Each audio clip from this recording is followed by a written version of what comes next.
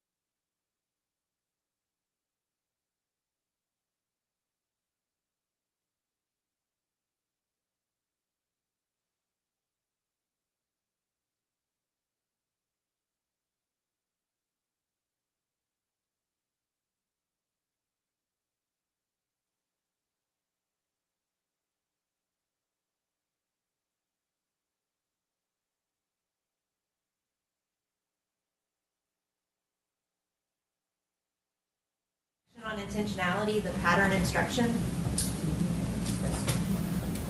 Which one? Which section? What was added to the criminal attempt? That's a pattern instruction for criminal attempt. First degree murder with serious bodily injury. That's the pattern instruction. Is it the pattern instruction for regular first degree? There is two separate instructions. It's one for first degree murder, and then there's a separate instruction for criminal attempt, first degree murder with serious bodily injury. Yes. There's a separate instruction. I guess my issue is that by adding, we're adding language to the criminal attempt first degree murder that's not in the pattern instruction. This says the essential elements necessary to constitute first degree murder are, and then it goes into that paragraph that is not part of the pattern instruction. I think that's what's hold on.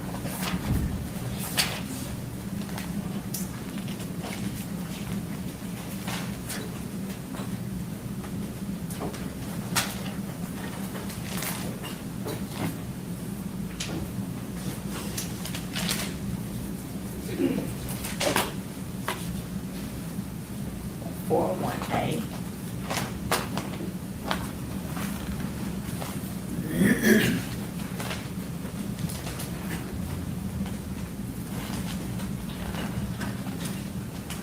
That's telling the jury this is first degree murder, but it's different than the pattern given for first degree murder. It's an attempt. So it said the defendant unlawfully killed alleged victim, that the defendant acted intentionally. Oh, we forgot in the killing was premeditated. One. I'm gonna make sure she picked it.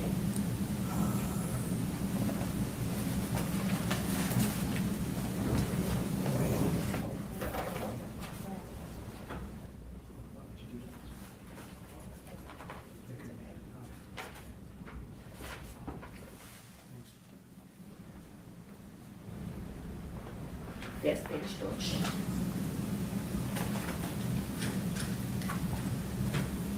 That the essential elements necessary to constitute first-degree murder are the defendant unlawfully kills the alleged victim. That's under the first-degree murder. In count one, the defendant acted intentionally. That's there, and that the killing was premeditated. Yes. But what I'm looking at on the instructions that you're giving for first-degree murder says that the defendant acted intentionally. A person acts intentionally when it is the person's conscious objective or desire to cause the death of the alleged victim. Right. And so, what's the additional language is not there? It just is, I think it will be confusing to have two different definitions of first-degree murder in the same. The difference is that because it's criminal attempt first-degree murder, there's a reference to milling, statute milling, and the fact that you can have the intent to kill another person. And so I think that's why the additional language is there in criminal attempt first-degree murder versus first-degree murder, because of the fact that you can get criminal attempt murder by just having the intent to kill someone, not necessarily the person who is allegedly indicted. So I think that's what the distinction is. Okay. I just was concerned by the fact that we have two different definitions of first-degree murder. I think it's just different because of that in the pattern.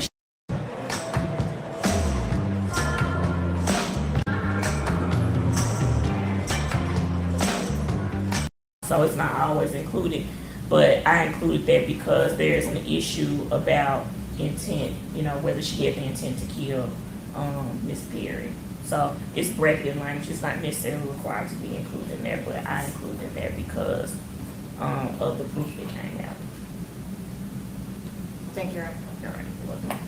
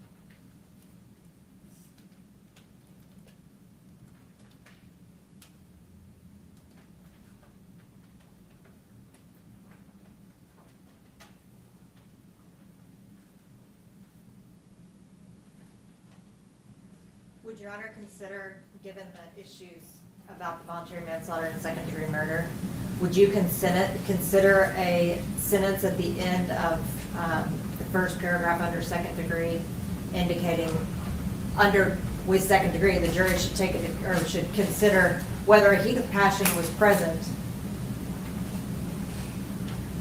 at the time of the alleged killing? Putting that they should be considering that at that point in time as a way to address that issue?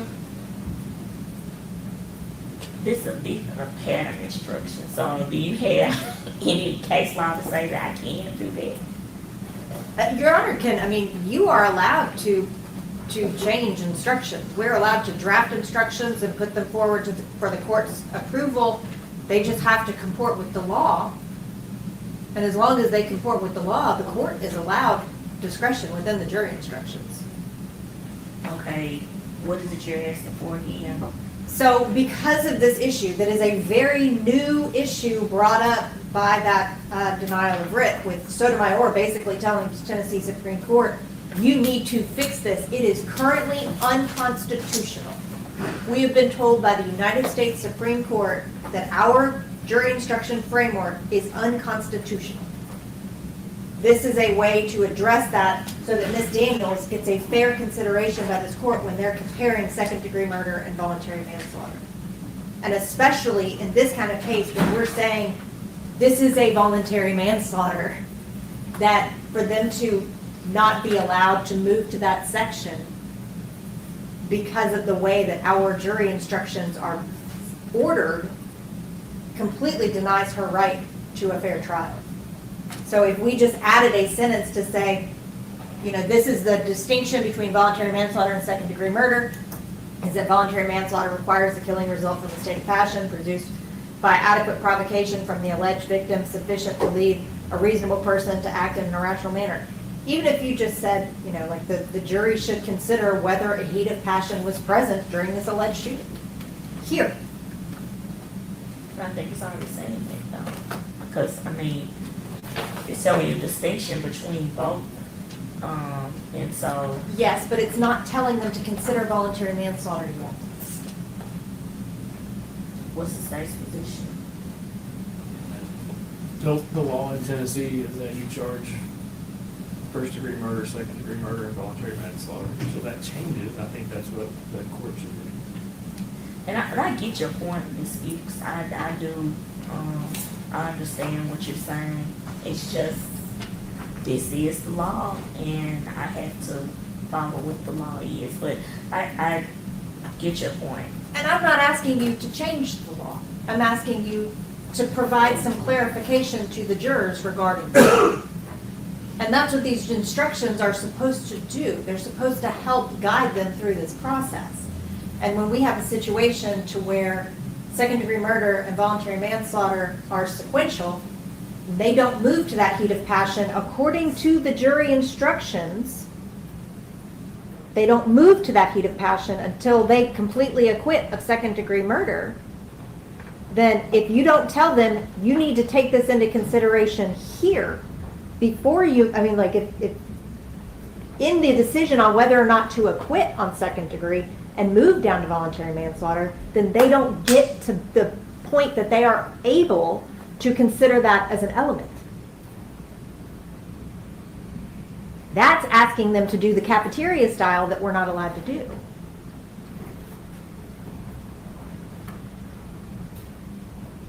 I mean, these are the pattern instructions adopted by Supreme Court, and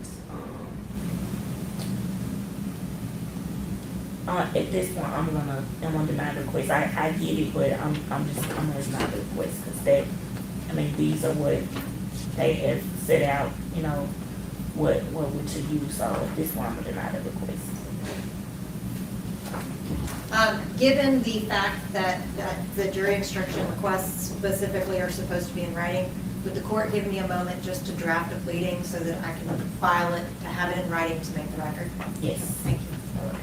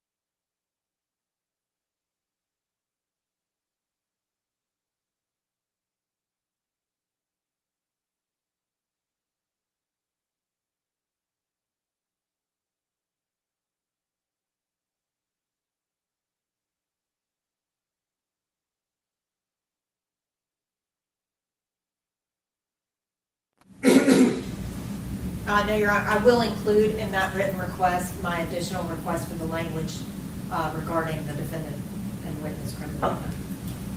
But other than that, there's no, those objections or anything else.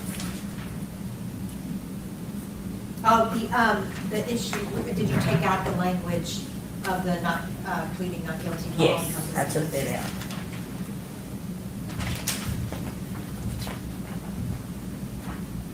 Did the state have any corrections?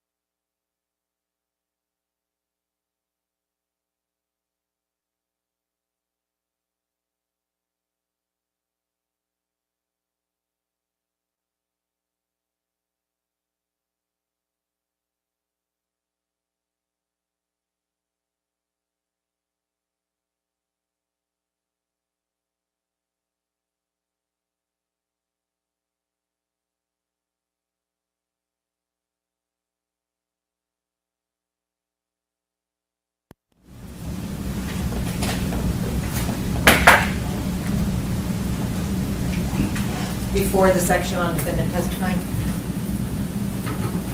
What's the state's position?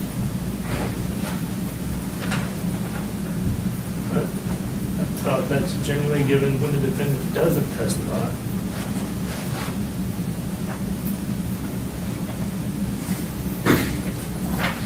So I'm not sure what the purpose of it is with the defendant testifying.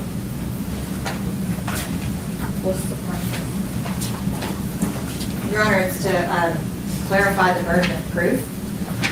It is to make clear, and I'm checking the burden of proof section now.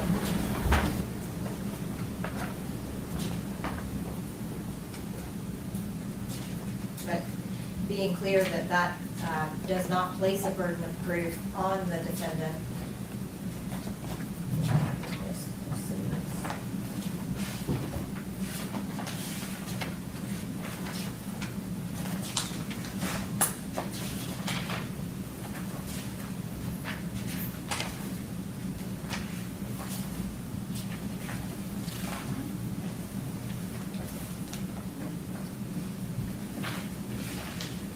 State has the burden of proving the defendant, the guilt of the defendant beyond a reasonable doubt, and this burden never shifts or remains a mistake throughout the trial of the case. The defendant is not required to prove her innocence. So I think that's, yeah. She didn't have to prove anything.